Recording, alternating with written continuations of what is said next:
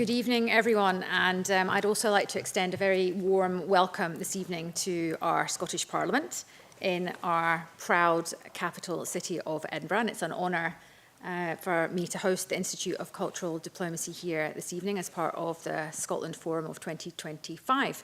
My colleague Michelle Thompson and I were warmly welcomed by the Institute at one of its previous international conferences just 2 years ago in 2023.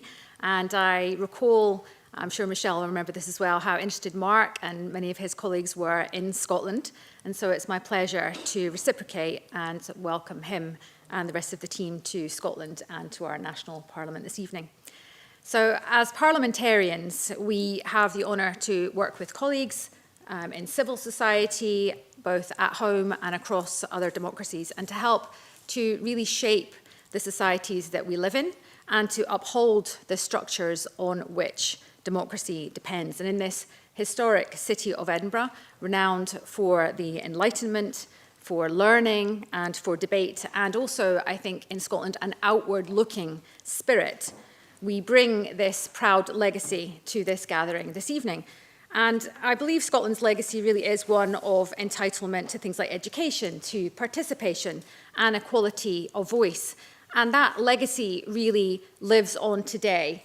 And I'll give one example in the proud movement of women who care, who think deeply, who think critically, and also, when required, hold power to account, including here in our own parliament. And women's contribution to leadership, to strengthen democracy, and also to inspire the next generation. And I think that really reminds us that equality must really be lived, not just promised. And I think that is the purpose of the Scotland Forum of 2025.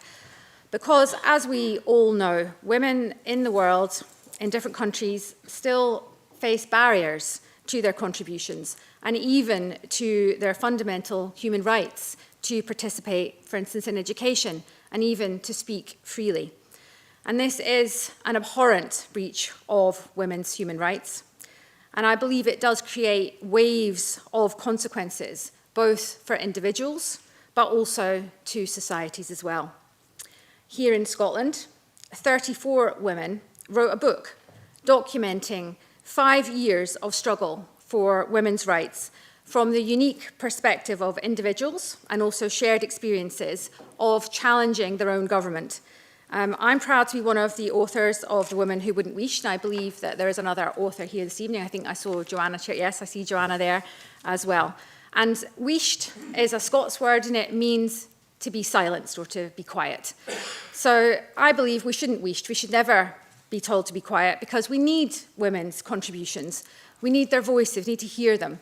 We know that in the global economy and in international diplomacy, this is really important, because when women lead, societies prosper.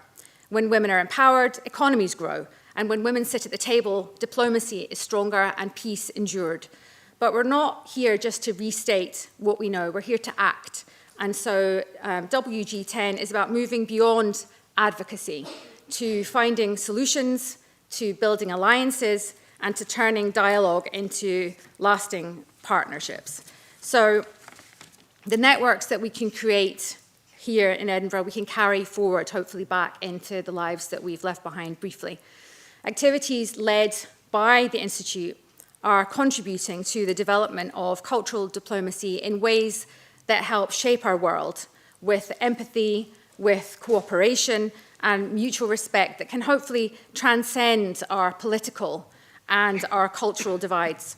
So, on behalf of Scotland, thank you for your commitment, your expertise, and your vision. Welcome again to Edinburgh and to WG10. I wish you all the success for the future, and I look forward very much to our informed contributions this evening. And I'll now hand over to Mark Donfried. Thank you.